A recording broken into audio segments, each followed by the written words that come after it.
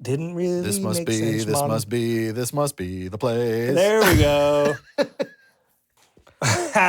Welcome to This Must Be the Place. On this episode, we are going to talk a little bit about radon, the effects of radon, how you could possibly turn into radon, man. In Radon City. In Radon City. We're going to talk about the Cathedral Hill neighborhood of St. Paul, which is a glorious neighborhood in the beautiful, wondrous city of St. Paul. And we're going to have a little holiday BooMTimeS, if you will.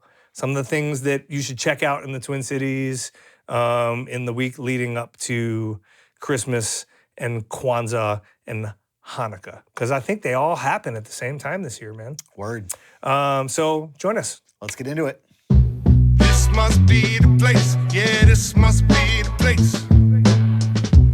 Ain't no time to waste.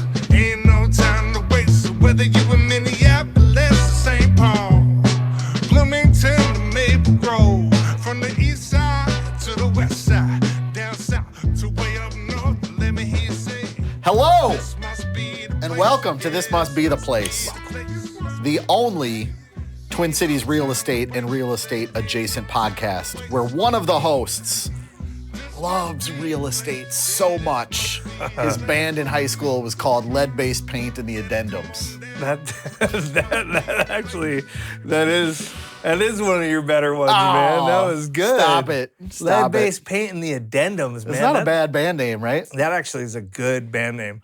There are a group of like 65-year-old realtors right now in a garage somewhere, just hooting and hollering, making the magic happen, playing 50s revival music. slop of the bass. Slap of the bass. Okay, this week I think we're gonna jump right into Neighborhood Watch. Yeah, we got a lot to talk about. We're gonna keep it interesting though. And brief. Brevity.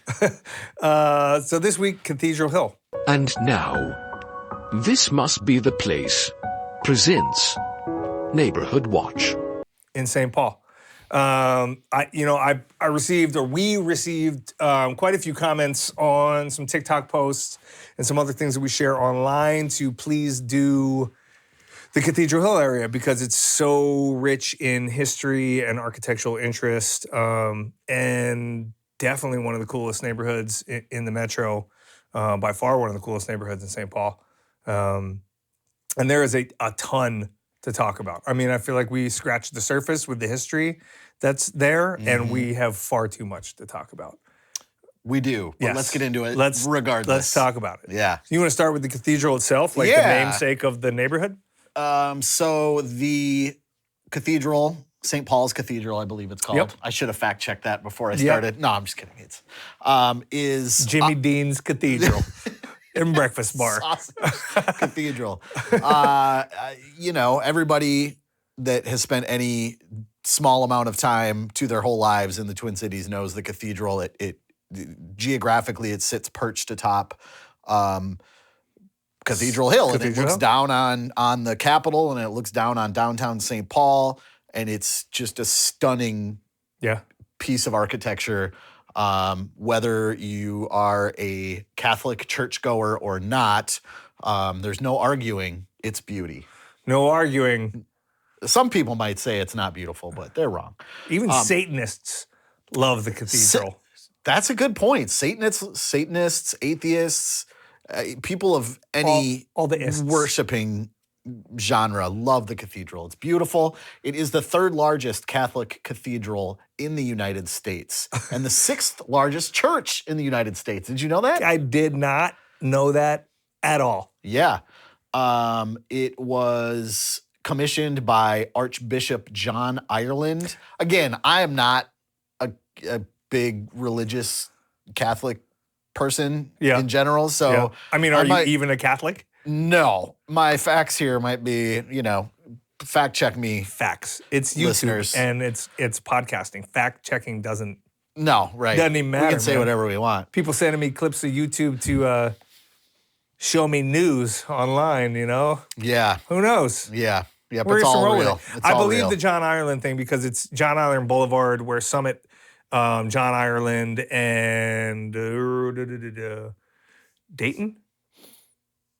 Marshall, John Ireland, where all that comes together is where the cathedral is. Correct. So John Ireland sounds correct. Yes. Okay. He was a religious man. He was a guy. He was a dude. He was an archbishop, which means, I don't know what that means. What is he, a priest, a cardinal? What's an archbishop? That's a different episode. It's higher up the ladder, man. Yeah. This guy who runs stuff within any designated area. It was a mansion at one point for this dude named Norman Kitson, but I speak about him. Oh, do you really? He is the Commodore. Oh, you know he's the Commodore? the Commodore. Yeah. Right by He was there. a founding father of Minnesota and former mayor of St. Paul. Well, he let his mansion go to shit. I didn't know. Well, we're going to talk about this because ultimately his mansion was signed over to Nina, Lady of the Night. Okay. Maybe that's a separate mansion because his mansion was where the cathedral is now. Okay. It was torn down because it was deteriorating, Yep. maybe because he wanted to go live in other mansions. Now, there's two businessmen in St. Paul that purchased the land and donated it to the archdiocese. John. Do I know what archdiocese means? Tim. Nope. That's the official. That's the official Catholic Church. Oh, sounds good. Yeah. So the Basilica of St. Mary in downtown Minneapolis and the cathedral in St. Paul are both part of the archdiocese. Yes. I learned that. But do you want to know the names of the two dudes who bought the land? John and Tim. You're not going to believe this. One of them, Mortimer? his name's Charles H.F. Smith. Okay, pretty normal name. Charlie Smith. Yeah. Do you want to know the other person's name? Yeah. Alpheus Bede Stickney. Charles and Alpheus. Alpheus Bede Stickney bears repeating. They purchased the land, donated it to the archdiocese, and then John Ireland commissioned this French architect named Emmanuel Louis Masqueret, who was the chief architect of the 1904 World's Fair. Okay. And that's where John Ireland met this cat at the World's Fair. You know, they hit it off. He said, build me a church, baby. He said, build me a church, baby. So he was like, okay, cool. I'm going to do that. So he put his church building pants on, came to St. Paul, and built a hell of a beautiful cathedral. Beautiful. Although he died pretty... Beautiful. Yeah, it took forever to build, obviously. Yeah, seriously, he built it by hand. Yeah. Just one stone at a time. That's right, himself. Yeah. And he died like halfway through, but they finished it off. It was a budgeted at $1 million, which this was like 1904. So, I mean, you do the math, crazy, Casey, man. but that's a lot of money. Yeah. Construction began in 1906. They ended up going over budget, of course. I think they ended up spending close to $2 million, but the architect based the design on some of the French churches of words I am not going to try to pronounce in French, but French Renaissance and classical themes. But the open design inside Have you ever been inside? I have. It's pretty nice, man. It's pretty grand. My first serious girlfriend's family was Catholic. Not your ex-wife. Not your ex-girlfriend. Not my current wife. Yes. My current wife is my ex-girlfriend. Yes, that's right. But this is my first. And he's only had one wife that we know of. I'm not telling. Okay, all right. I've had only one wife. But my first girlfriend, shout out Katie, who we're still friends, her family is and was Catholic. So I was like 19 years old and I went to like Christmas Eve Mass. Yeah, sure. At that cathedral. Sure, we've done that. And every good Jew has done that. Is that right? Yeah, I believe so. Well, I go from there religious directly or to not, Chinese. Jewish or not, Chinese or not, like it was an experience, man. It was it's cool. Super cool. And you've got unobstructed views of the altar, the pulpit, the dome. You got to talk about the dome. It used to be the best place to watch fireworks in St. Paul too when they were doing that. For sure. It's 307 feet from the ground, the copper dome is. So there's stained glass all over. It's just a stunning, beautiful piece of architecture. Yeah. And there's much more to talk about with the cathedral, but we ain't got time for that, bro. And so that's why the neighborhood is known as Cathedral Hill. Correct. And so Cathedral Hill basically goes from, let's call it Dale, Dale. Dale up Selby from 94 to Summit. And Summit kind of turns, right? Summit goes from east, and then it turns and it goes northeast. Yeah. And so it creates like a wedge. Yeah, type like a shape. boundary on the south and the east. Yep. And it's a beautiful neighborhood. So architecturally, it's really, really known for Victorian era houses. Big ones. Big ones, grand ones. Yes. Queen Anne, Italianate, lots of cottages as well. And then really one of the only neighborhoods in the Twin Cities that has brownstones, like proper brownstones. Yeah. And it's got a lot of them. And some of the best examples. Like New England style brownstones. Yeah, like you think of like Harlem or something. Correct. You know, brownstones. So if you go to like Selby and Western, where those cross streets are, you have W.A. Frost and Moscow on the Hill and Red Cow and Nina's and YWCA and a bunch of stuff right there. There's probably the best examples of those brownstones right in that corner of the street where Nina's is located in. It's called the Blair Arcade now. Yes. Tons of shops, tons of cool stuff. There's bar. What was the name of that bar that was in the Blair Arcade building like 15 Ferns, years ago? Fabulous Ferns. That's right. It was one of the last vestiges of being able to smoke indoors Yes. when the smoking ban took effect. Noted in the for Twin bad Cities. cell phone reception, I remember. Yeah. God, I haven't thought about that place in I a haven't either. while. I spent a decent amount of time there. Yeah, and so there's so much in Cathedral Hill. So Grand Avenue was the shopping place in St. Paul, right? Still is, right? And it's still great, but I think the cooler shops, the more unique, the more interesting shops, are now lining the street from Dale all the way up towards Western. East, And it's walkable.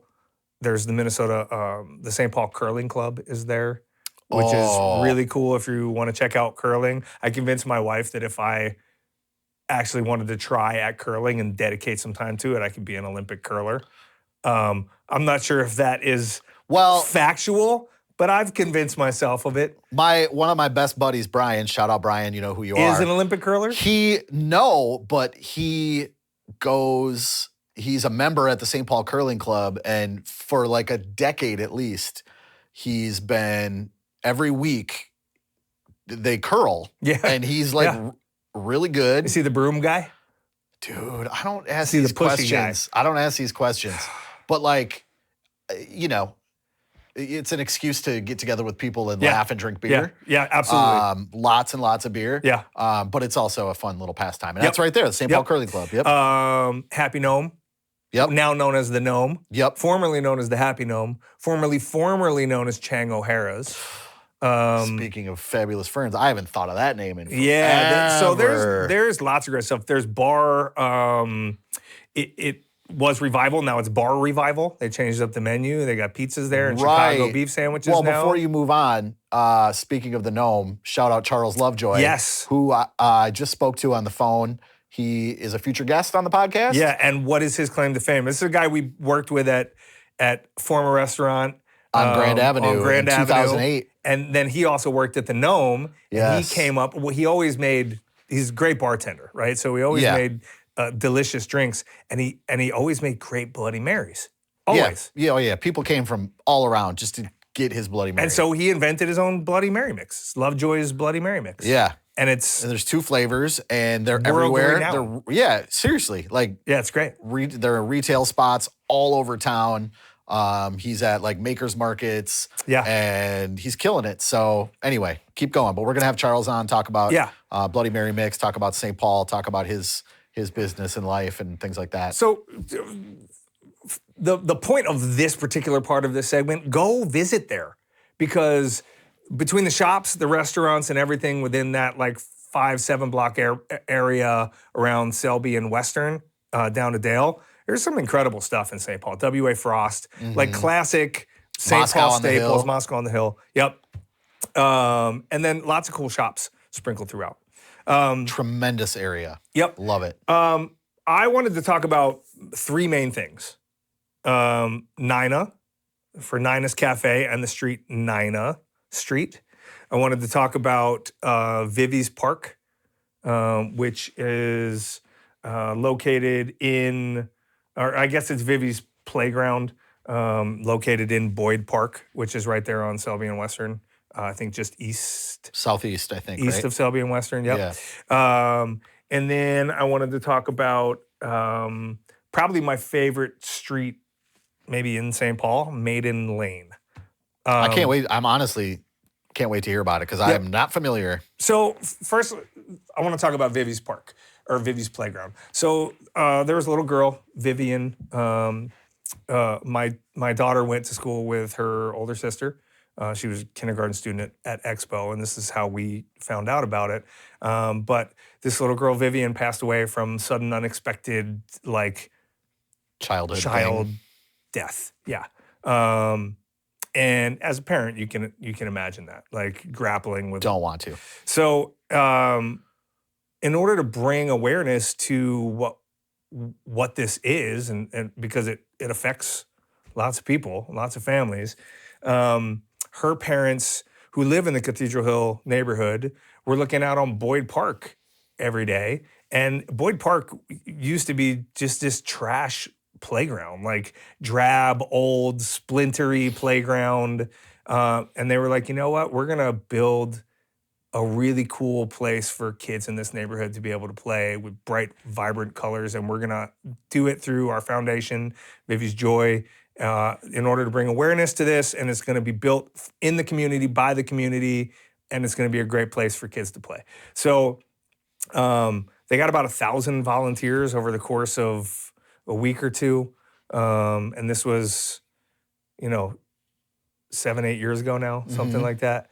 And turned the playground at Boyd Park into this really awesome playground built by 1,000 volunteers throughout the community. Kids joined in, Melvin Carter joined in, lots of people joined in to create this community playground, which is now a super cool playground, lots of swings and super vibrant colors and a little castle. And so I thought it was just a cool story about the community aspect and the community feel of what happens in that neighborhood, and to bring awareness. And because we have a personal connection through when it was built, I thought that was a cool little story about, a playground in Cathedral Hill. Love that. There was a woman named Nina. Teach me. Who, oh man, that. Are we going to get into trouble here? I was going to rhyme something with Nina, and it has to do with the sex trade. And I decided that it would not be best to rhyme for this particular story. So Nina. I just got where you were going. So we can bleep and blorp. All right. So Nina was this woman, Hannah Steinbacher. I don't really know how you, Steinberger, something like that. Steinbrecher? Yeah. Okay. She was Canadian, had family in Detroit, moved to Minnesota. Nobody really knows why she moved to Minnesota, but she was widowed. And there didn't exist a ton of options at that point for widows to make money, right? But there was a red light district in St. Paul at the time. When was this-ish? This was early 20th century? No, late 1800s. Late 1800s, Yep. Okay. So Nina moves here. There's Washington Avenue in St. Paul, which no longer exists, was a red light district. She buys 2 lots, and she basically builds a brothel in the red light district. Get it, Nina. And what was interesting at the time is St. Paul police, it was right down from the police station. You would think that'd be a deterrent, but it wasn't. It was part of the sex trade. So St. Paul, the city. The police was complicit in the sex trade. So they would arrest the prostitutes or the workers. Yeah. And they would pay the little fines, and those fines would help bring money into the city and the police department for the police department to focus on actual crimes. Yeah. So it was just we're checking in for our monthly arrest. Yeah. And I guess payback for this, it was expected that you ran a clean business. Yeah. You treated your workers fairly and well. Basically sounds like a monthly bribe payoff. Yeah, but it wasn't. I'll look the other way so you can do your business. So it was debauchery, but it was organized. Organized debauchery. Yeah. So this woman, Nina, who ran it, was an incredible businesswoman. And she ran it for over 30 years and got tied in with basically the who's who of St. Paul at the time. So we're talking about the Commodore. His son, basically got so deep in debt to Nina's at this brothel. And when the Commodore died, he owed Nina so much money that he had to sign over the remaining parts of his father's estate to Nina at the time. So now this woman is like cleaning up, making tons of money, tied in with all these civic leaders in St. Paul, and starts to own more property and get more money. So throughout her career, she obviously became pretty famous throughout these parts, and there's a lot of lore about her. We sure it's Nina, not Nina, right? It is Nina. Okay. So if you go to I just want to make sure we're not looking like idiots out here. Nina's Coffee Shop. And if you're not from St. Paul, you're going to pronounce it Nina. Yeah, you're going to pronounce it Nina Street, which is right up the block. And it's pronounced Nina. And those are both named after this woman. And the most interesting part, and I also think is pretty funny, so she died in 1937. That's not funny. And the then mayor of St. Paul wrote a poem about her and published it in the Pioneer Press.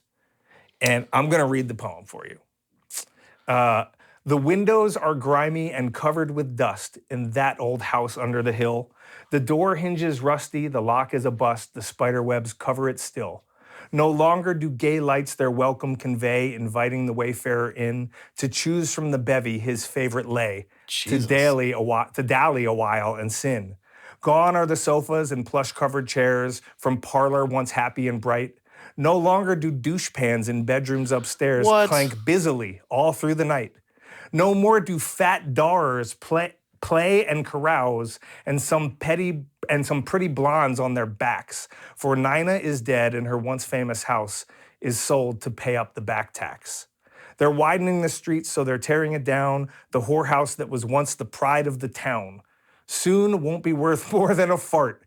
Its stones they are taking to the morgue to repair. A purpose appropriate true, for many a stiff has been laid in them both, even as me and you. So he's basically just saying, yeah, I visited that brothel a bunch of times. Everybody I know did. This woman has died, and I'm going to commemorate her with this incredibly... And she deserves this poem. Wow. Poem published in the city's flagship paper. So I thought that was pretty cool that a reputed woman of the night made her fortune in the underbelly of St. Paul. Are there photos of her? There are. So we can get them up and rolling on sure. TikTok, because I got to see that. But it's a really cool little glimpse into a sordid history in St. Paul. With all the gangster stuff that happened and everything else. Yeah. The underbelly of St. Paul really was tied in with the political life of St. Paul as well, and no more evident than through Nina's story. So thought that was cool. Super cool. And all the while, plans are being made by archdiocese and bishops or whatever to build this cathedral, ironically, during all this so they wanted to clean it up, right? Yeah, they wanted to clean it up in the early 1900s or whatever, clean up the red light district. Sure. And some of the original structures around there. And I'm not sure where Washington Street was located or why. I'm assuming it was close to that neighborhood, or why that Nina Street and Nina's Cafe are right there in Cathedral Hill. But it makes sense that you said the Commodore's mansion used to be there. Yeah. And now there's the Commodore, which is like an apartment complex and a bar. little bar in St. Paul as well. Yep. Yeah. And then the last thing I wanted to talk about is Maiden Lane. And I love this street. Maiden, M-A-I-D-E-N. Maiden, okay. Yes. M-A-I-D-E-N. Maiden Lane is like you step onto the streets of London in the late 1800s and... So just vomit and feces everywhere? Yes, just rats and Jack the Ripper. It is the only place in the cities that I found that has this kind of vibe and feel, and it's phenomenal. It's like a 3-minute walk. Go walk your dog. Go walk yourself. Go walk your kids. Go. And it's residential. There's neighborhoods. It's residential. There's houses on this street. Yeah. So if you go on Nina Street, which again is just east of Selby and Western, So you go on Nina, and then you walk south towards Summit. There is what looks to be an south. alley. Okay. Yeah. And then you'll make a left. You'll go east on Maiden Lane. And so it's a very narrow street that looks like an alley, and you walk down, and it's all cobblestone and brick, and you start to notice all these old limestone and brick carriage houses and the back of all these 1800s, early 1900s buildings. And then the lane kind of opens up into, are you familiar with like the Seven Corners area? Yeah, of course. Or even if you're a Minneapolis guy, what's it over there? Is that also Seven Corners? Seven Corners, yeah. Okay, so there was the St. Paul one and the Minneapolis one, yeah. So it opens up, and there are these incredibly gorgeous, grand brick houses with three-car, four-car old carriage houses that are now repurposed as garages that are 2 stories, and these charming, quaint, 1,000+ square foot, incredibly architectural little Victorians. That are the homes, not the carriage homes. That are the homes, yeah. Okay. So on Maiden Lane, so it's got a mix of both. Sure. And as you wind on this street, which starts to turn from east to northeast, you eventually make your way to the end where the cathedral just kind of presents itself to you. At the back of the street. Yeah, so it goes all the way up, and you can just go right out to where the parking lots for the cathedral are. So the cathedral just kind of rises in front of you as you're walking down this lane. So the people that live there have the most beautiful view of one of the most beautiful pieces of architecture in the Twin Cities metro area. If you look at some of the manhole covers there, they're dated back to like 1854. So it really is a piece of like preserved old world St. Paul that you don't get anywhere else in the Twin Cities.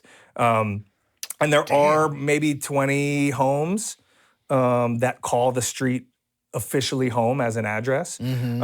And there is one that is for sale right now on 297 Maiden Lane. And you can check it out, 297 Maiden Lane, St. Paul. And if you look at the pictures on the inside, it's this 1,000 square foot home with exposed limestone and brick and exposed high ceiling rafters. So not super big. Nope. Old woodwork. Some of the houses are really big. Yeah. This one in particular isn't. What's the asking price right now, do you know? $299,000. So $300 a square foot, you know. And it is unbelievable. Tracks. Copper ceilings. Cool. Old woodwork. Beautiful, like wide plank oak floors. Like it's gorgeous, man. So if you want a showing, well, that's what I was saying. Up. Yes, right. Like you want to come check. You're into old architecture. You're into city life, walkability. Like so. Before we moved, my buddy owned a house on Nina, and he had moved out of it. Okay. And just kept it. It was a good investment. He was keeping it for family in and out of town. And before we moved to Bloomington a long time ago, he was like, you need a place to stay for a week in between closings, stay there. So we stayed at this house, and I got to walk that Maiden Lane every day, walking my dog. Got to go to Nina's every day. Got to be in that sort of urban oasis right there. And I'll tell you what, man, moving to Bloomington was way harder for us as a family after doing that. Because you're in the suburbs, which is great. But man, it's not that. No. So if you have a chance to find something in that neighborhood, if that's your jam, that street is incredible. 3-bed, 2-bath? I don't know. I mean, it might be a 2-1. 2-1 maybe, yeah. I don't know the details on it. But again, if you like that old architecture and one of the coolest neighborhoods in St. Paul and you want to set up a showing, this is what we do. And God, I might go just show myself. Agent preview it? Yeah, it's pretty incredible. So Maiden Lane, St. Paul, Cathedral Hill, worth checking out. One of the coolest spots in the Twin Cities Metro. And that's what I got. Cool story, bro. Yeah. Cool stuff, dude. Good stuff. I knew this guy one time. What? I don't know. That wasn't too long for a neighborhood watch, was it? No, I thought that was good. Okay. Should we talk about Radon quick? Radon! Get your test on. That'll be this. That's gonna be the intro. Let's talk about Radon, man. Oh, Let's talk about Radon, man. Let's talk about you and me. Let's talk about all the cancer, poison, and other stuff that it brings. Let's talk about Radon. I think we're too old to do that kind of stuff. I feel like this borderline somewhere between like it should be a Saturday Night Live sketch if we just really blew it out with the stupidness that's in our brains and informative. Dude, there's so podcasting. Much stupidness in our brains. I'll tell you what. Tell you what. Okay, so the real estate topic du jour that we're going to be talking about is radon. So, is it a soup? It is not a soup. Is it a place? Nope. A brand. Two strikes. Is it a brand of car? You're out. Okay. Radon is a gas. It's colorless and it's odorless. Okay. Which is a problem. It is the second leading cause of lung cancer in the United States. It is not fun. It's not fun. And as we learn more and more about it, technologies improve. It's better and better to know what levels of radon are in your home. So basically, radon is this gas that decays into fine particles that are radioactive. It's in the soil. It's naturally occurring in the soil. It's not like a poison that 3M is dumping somewhere. It's just there. It's predominantly in northern, midwestern, and northeastern states in the United States. Does it have to do with the limestone decomposition or granite decomposition of the soil? Do you know anything about that? If there are certain soils that present more, like south is clay, so there's not quite as much radon. Hey, man. I only know what I know. That was a fake question because that is exactly why. I'm just doing it. I thought you knew what you were doing there. So basically, radon can find its way into your home through the basement, or if you have like a slab on grade home, anywhere through the slab. And when inhaled, these fine particles that are radioactive can damage the lungs. And, you know, if you're exposed to it at a high level for a long period of time, it can lead to lung cancer. Bad for kids, bad for the elderly, so bad for everyone. Doesn't turn you into like Spider-Man, Radon Man. Radon Man. No, unfortunately it's not bad radioactive. Yeah, it's not the good kind. All right. Unfortunately, Radon Man would be cool. But is it easy to take care of? It's easy to take care of. The good thing is, realtors, we deal with radon all the time. When you buy a house, you want to know what's going on with the radon. So as a seller of a property, you have to fill out what's called a seller's property disclosure. And one of those pages is a radon page, basically, that says, you check the box, yes or no, have radon tests been performed on this house? If yes, how long ago? What were the levels? Sure. Even if they had been performed relatively recently and levels were relatively low, you still want to. I still recommend to my buyers, if you're moving into a house, it's a big purchase that you're going to live in potentially for a very, very long time. A radon test is $150, $175 by a professional. Just do it. So you kind of know what you're dealing with. And then if they find radon, which again, radon exists everywhere. It's just a matter of what the levels are. I also like the name that they measure radon. I was going to mention that too. Picocuries? Yes. Picocuries. It's PCI/L is the unit of measurement in which they measure radon. So basically you can do a home radon test if you want, but it's not as effective, or you want to have a professional do it, in my opinion. And that's what's going to cost you like $150. It's like pooping in a box versus going for a colonoscopy. That's know what I mean? Exactly right. You can do it. You can do it. You don't know 100% if the findings are going to be legitimate. Plus, something about it kind of smells funny. Oh my God, we've talked about feces now twice in this episode.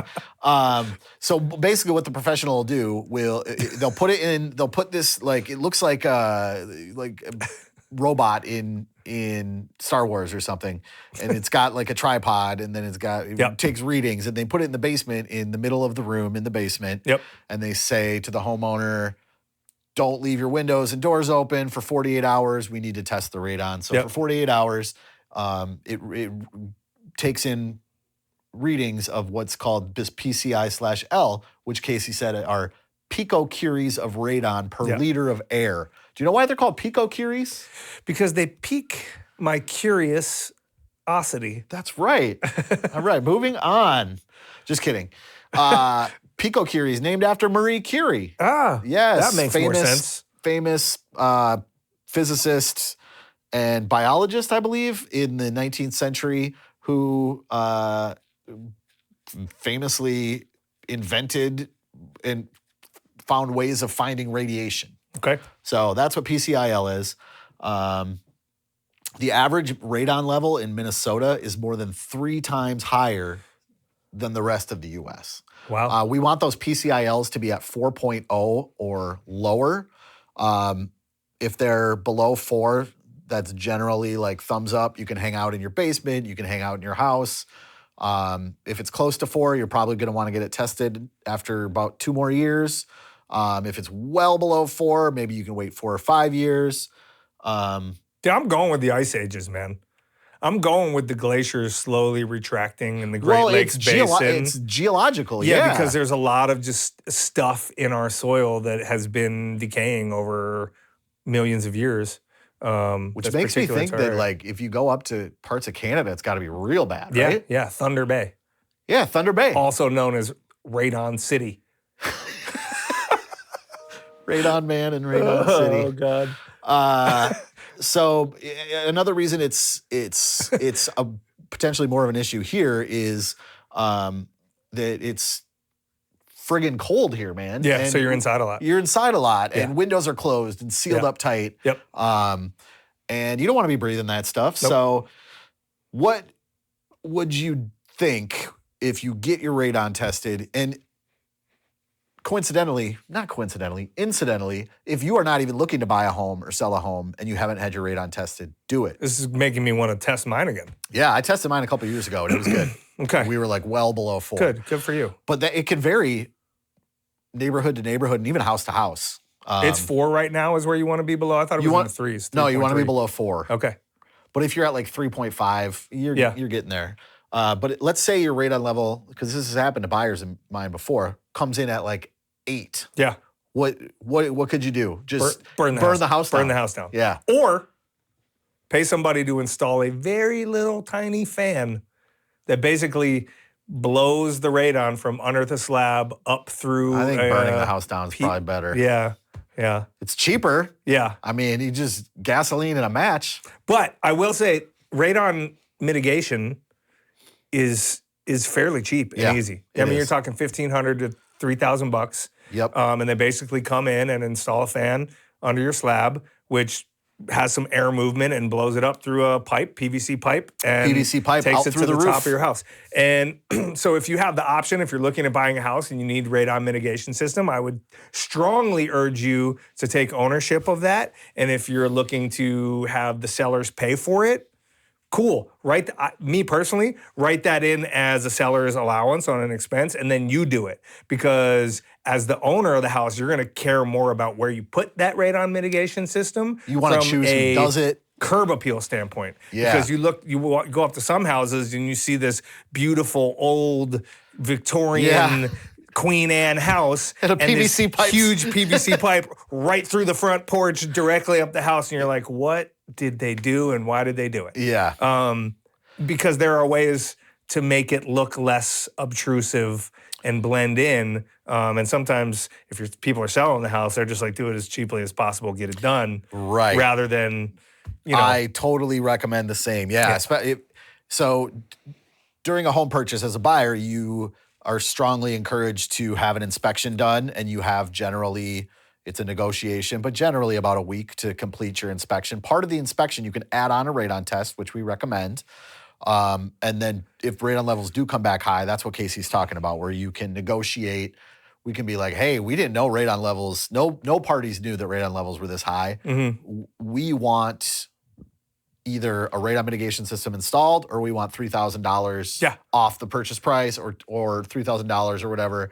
And that's like the top towards end. Closing cost. And that's a high $3,000 is a high end probably more estimate, like right? It's $2,000 to $2,500. It's not, it's not nothing, right? But it's not a major expense. It's no reason to derail any sort of home purchase or sale process. Correct. Especially because it's so common and so easy to deal with. Yeah, and there's different systems. There's like passive radon mitigation systems, which aren't as effective as active, and they're a little bit cheaper. And like new construction homes now, the law is they have to install at the very least a passive radon mitigation system. But you can always make a passive system active just by adding a fan. It's relatively cheap.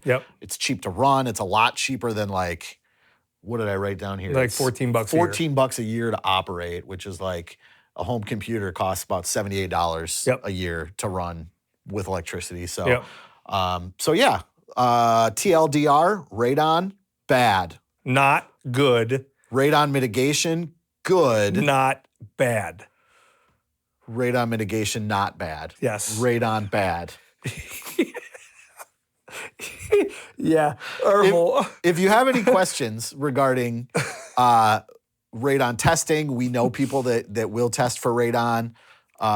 Whether you're looking to buy a home or if you've lived in your home for a long time and not done a radon test, hit us up. Radon bad, radon mitigation not bad.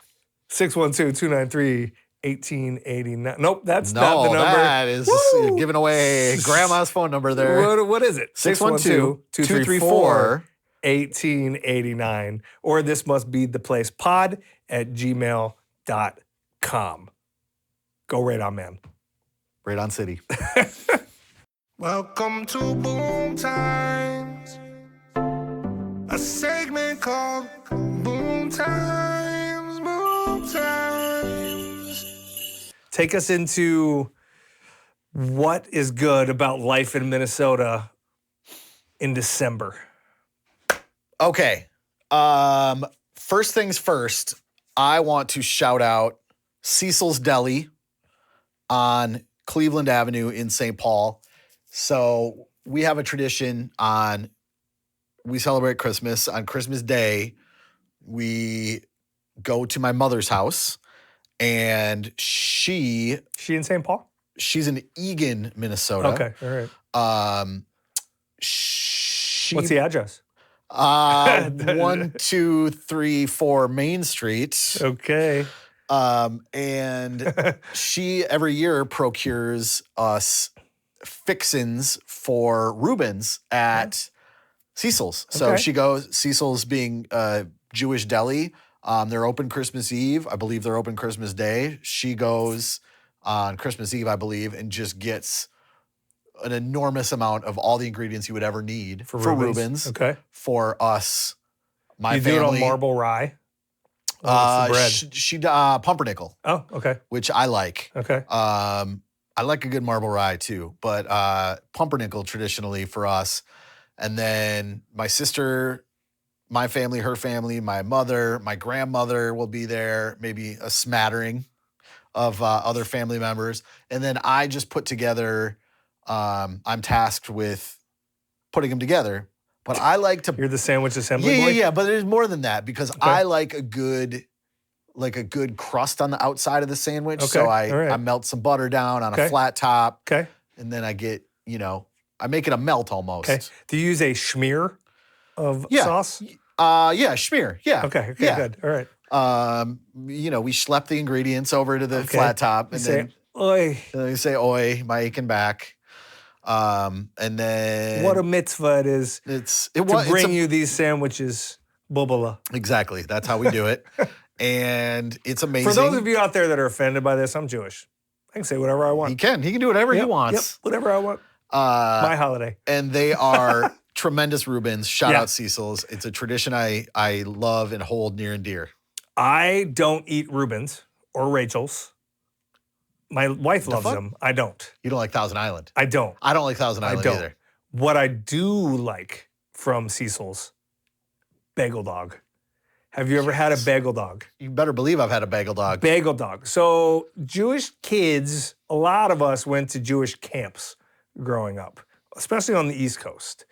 And my favorite meal at Lake Pissy-McKissiki. Knock-a-Mixin.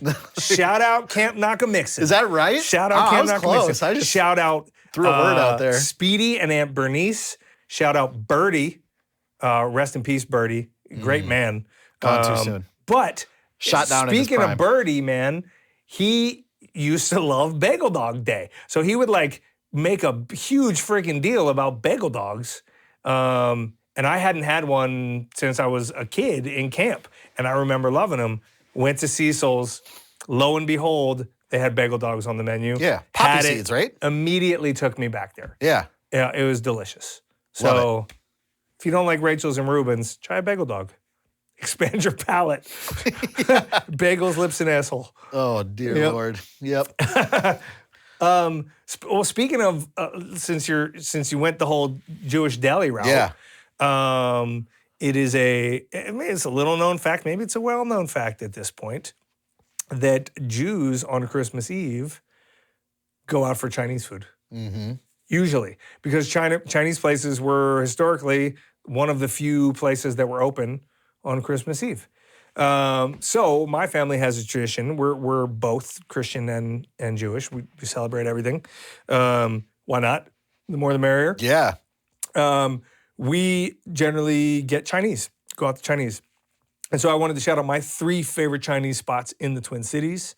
I'm guessing they're all in St. Paul. No. None of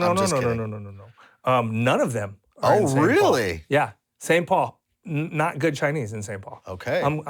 That's my hot take. St. Paul is a Chinese restaurant wasteland. It's a dry zone. Wow. But great Thai though. Or no, Vietnamese. Great Vietnamese. Great Vietnamese, yeah. And I think great Thai. Yeah. My 2 favorite Thai places are in St. Paul. Okay. Chinese places. First one, Shuang Cheng. I butchered the name, but I just Shuang Cheng. It's on University Avenue by the University of Minnesota. It's been there forever. My buddy Justin Nguyen and his family own it. And it is amazing. If you like seafood, that's the one you go to. And it's Chinese? It is Chinese. And your buddy's last name's Nguyen? That's like a... Yeah, so they are... Vietnamese, right? Isn't Nguyen a Vietnamese name? There's all sorts of overlap. We're going to delete this out because it doesn't matter what I say. But there are. But so there's Vietnamese and Chinese within his family. Got it. But the food is incredible. My favorite thing to get there is golden fried fish and garlic. Because it's your last name. Is it named after the dish named after you? No. Oh, okay. No. And so here's why I love the place. First of all, he used to be in a breakdance group. So they would break while we would rap. They were like a crew associated with us. And so they would throw these parties growing up, and his mom would cater these parties that Justin would have. And the food was otherworldly, man. Just like trays of egg rolls, like 50 to 100 deep and everything. And it was homemade and delicious. And this is, I think, a lot of the same recipes. I could be lying, Justin, chime in if I'm lying here. But I think a lot of the same recipes that are used at the restaurant. At the restaurant now. And when I would go there, sometimes these parties would transition to, they have a party room in the back of the restaurant. And we would just go, my wife and I would just go, and we would never order anything. Food would just show up. And so you would get to try all these dishes, and all of them were just incredible, delicious dishes. And if you like Chinese food and you are in Southeast Minneapolis, University Dinkytown area, it's for sure the place to go. Love it. Sweet. Another Chinese restaurant that was an old favorite of ours is Grand Szechuan. I think it used to be called Szechuan Spice or just Szechuan in St. Paul, but it moved to Bloomington. So it's on Old Shakopee Road in France in the strip mall out there, and is traditional Szechuan food. 2 main reasons I go there. The sesame chicken, which is super Americanized bullshit. Yeah. But there it is hot and crispy and delicious and the best version of it ever. And probably one of my favorite meals in all of the Twin Cities. their Dan Dan noodles. I've had Dan Dan noodles at other restaurants. Yeah. Nothing compares. Something with how they cook their Dan Dan noodles has become a family favorite, so much so that it's my son's favorite meal, and we'll get 2 or 3 orders and take 2 home and eat it cold the next day. And it has like chopped up like pork over top of it and soy and sesame, and it's a little bit spicy because of the Szechuan spices, and it is phenomenal and delicious. Dude, the older I get, the more food driven. I'm just a vessel, and all I think about and care about is food. It's food. Yeah. So you're talking right now. It's a big problem. But it is very good, and you should check it out. It's easy in and out. Dine in or take out or both? Either dining in is definitely better. Yeah. Service is hit or miss, man. Yeah. But it's one of those places where service is hit or miss. Yeah. They're all, the servers are all very friendly or whatever. Yeah. But your water might not get filled. But it's worth it because the food is Go to Europe, people. Delicious. So I would totally recommend the Szechuan. The sesame chicken noodles. and the Dan Dan noodles. Yeah. For sure. And then our new favorite, the Tea House, right on the University, as you're headed up the hill east towards 280. It's been there forever. It's kind of like in the parking lot of what used to be a Days Inn or something by the University of Minnesota. Okay, I'm not familiar. We got asked to go there. My wife was graduating her master's program, and they were having a party there. And we were like, the Tea House. We don't want Chinese food. Dude, so glad we went because it is so friggin' good. Just had it the other night. Szechuan house special spicy beef. Incredible. The Chungking chicken, best I've ever had when it's crispy and delicious with the shaved ginger that is also crispy from being fried, and everything is good. The egg rolls are good. The mizu pork buns, meizu, how you pronounce them officially, delicious. Like I haven't had a bad thing there yet.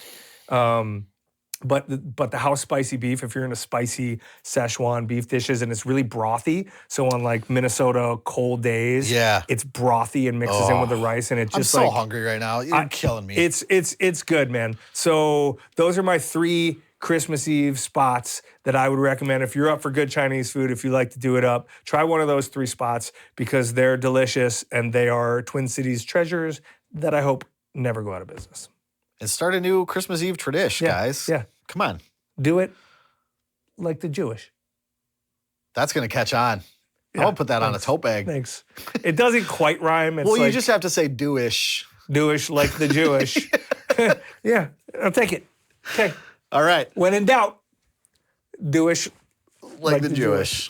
All right. All right. More holiday boom times. You want to talk movies quick? Yeah, sure. Okay. I recently watched a new movie that will 50 years from now be like a preeminent Christmas time holiday watch for everybody. Interested in this. It's called The Holdovers.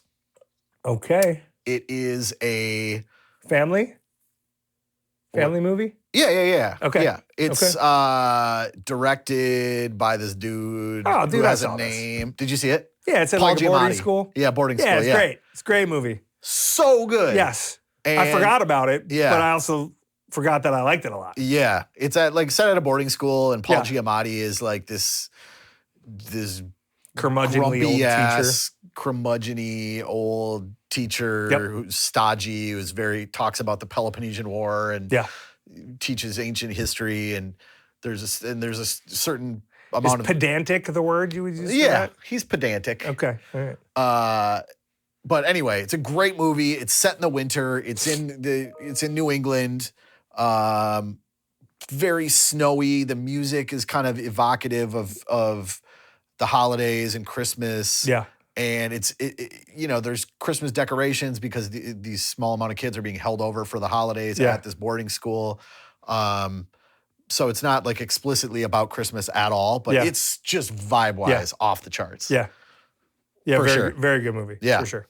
I recently watched one that will not be a classic, but it will be a thing that people watch this year. Okay. It was cute. It's like it took a little while to get to where it You haven't said was what going. it is yet. I know, this is the lead up. Oh, okay. I'm taking a little while to get where I'm going. I see. It is called Nutcracker. It's a Ben Stiller movie. And it's the one Ben Stiller movie. When my kids started watching it, they were like, this isn't funny. This is the worst Ben Stiller movie ever. But like, it's not slapstick Ben Stiller. It's this cute comedy about his sister's kids. Sister and her husband die, and he goes to small town America to check on their young kids and hopefully find a home for them. And then all of the feels happen. And it's a feelings movie. yeah, it's cute. It's comic relief. It's a little bit touchy-feely. And it's a good watch. So if you're looking for something to watch with your kids and you're tired of watching Elf for the 30th Or time, Home Alone or yeah, Christmas right? Story. Yeah, this is an easy one to put on. Yeah.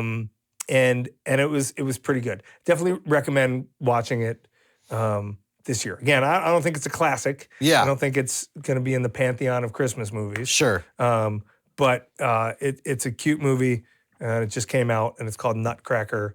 And it's worth the watch. And people need movies to watch because, you're spending ostensibly 4 to 5 days together alone in a house and you've got nothing but time. Yeah. So we're watching movies. Yep. And then the last one, not the last one, but we both obviously want to talk about it. Die Hard. My son's favorite Christmas movie. Some would argue it's not a Christmas movie, and those people are wrong. They are wrong, and there is that argument to be had. But they're stupid. It's a stupid argument. Yeah, it's an unwinnable argument. It's clearly a Christmas movie. Clearly. And if you haven't seen Die Hard, I don't know where the hell you've been, but you should see it. It's such a good movie. Oh my God. We're two middle-aged white men. We understand this, the dynamics in play of us extolling the virtues of Die Hard. Die Hard. It may be not every demographic would say that, and that's fine. They're entitled to their opinion. However, Die Hard is such a great movie. It also ages, it has aged well. Like a lot of movies it's not problematic. Yeah, a lot of movies from that era didn't age as well. Like Lethal Weapon is cool, but it's also not that cool because of Mel Gibson at this point, right? Yeah, like, let's be honest. Bruce Willis, man, like it's almost even cooler now because of his personal story to see him when he was a freaking badass action hero. You got running on broken glass Captain with bare Winslow feet. From Reginald Vell Johnson. From Family Matters. Yeah. You got the limo driver being funny. Oh, I forgot about the limo driver. You got Hans friggin' Gruber. Yeah, Alan Rickman. Alan Rickman's one of his best roles ever. Totally. And all the trappings of a schmaltzy action movie, but done really, really well. And Bonnie Bedelia. I don't know who that is. That his wife? Yeah, that's his wife, yeah. Why do you know her name so readily? Because she is related to somebody famous, like Amelia super Bedelia? famous. And I can't Amelia Bedelia? I cannot think of the famous person. We will edit that Meryl in Streep. post. No. She's like an athlete or something, like super, like LeBron James or something. It's not LeBron James, but she's like Bonnie Bedelia is. It's like LeBron her nephew James. or something. Anyway, is LeBron James? Bonnie Bedelia's nephew is LeBron James? Don't fact check that, but wow. Die Hard is just a stellar watch. And I mean, unless, there's not really any problematic things I can think of other than Germans being terrorists. Which, as we all know, is true. And the bearded guy doing cocaine. Which, as we all know, is true. Yeah, you can't trust a man with a beard. Never. I mean, especially these don't little count. beards. Yeah, little beards are fine. Yeah. He had kind of a little beard. But he was a little weasel. Yeah, he was just like... Weasels do cocaine, kids. Don't be a weasel. He was what I imagined realtors to be like. Oh, and many of them are. Yeah. But fortunately... We're not. We're not. No. What else do we have to talk about for our holiday boom times? You got anything around town that I got a couple things around town. Holidazzle's back. Holidazzle's back. It's ongoing. Yeah. We've got at Orchestra Hall, speaking of Elf, we've got Elf in concert. That should be cool. Yeah, and that's going on all this weekend. So that would be the 20th, 21st, and 22nd. Yep. At Orchestra Hall. We've got at the Turf Club, we have something called through the weekend called Trailer Trash's Trashy Little Christmas. Sounds like it could be trashy. It's gonna be real trashy. Turf Club's cool. We talked about that in an old episode. Love the Turf Club. But it's basically these country music dudes that Sing Grandma got run over by Randy on the loop. Yeah. But it's 3 nights at the Turf Club this weekend, and it's hilarious and really great. Okay. Among many other things going on around town. What do you got? Anything else for holiday boom times? I don't have anything else for holiday boom times. We're skipping town this year. First time ever, we're skipping town. That's right. And so we are not going to be here for Christmakwanzakah. But I hope it snows for all of you. I hope you eat some cookies and some Chinese food and go to a meat raffle. A meat raffle and a fish fry. Yep. And enjoy yourselves. Yeah. Thanks for tuning in this week. Merry Christmakwanzakah. You got it. Ain't no time to waste. Ain't no time to waste. So whether you a